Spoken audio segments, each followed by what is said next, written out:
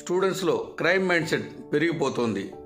దానికి విరుగుడుగా చదువులు మార్కులు ర్యాంకులతో మాత్రమే కాదు పిల్లలను పెంచాల్సింది, చదువు చెప్పాల్సింది. వారికి ముఖ్యంగా బుద్ధులను నేర్పించాలి, వ్యక్తిత్వ వికాస శిక్షణ రావాలి, వారిలో ఆలోచన విధానం పెంపొందించుకోవాలి. నెగిటివ్ సైడు, క్రైమ్ సైడు పిల్లలు వెళ్లకుండా మనం జాగ్రత్త పడాలి. అలాంటప్పుడే మన పిల్లలను, స్టూడెంట్స్ను మనం కాపాడుకుంటాం.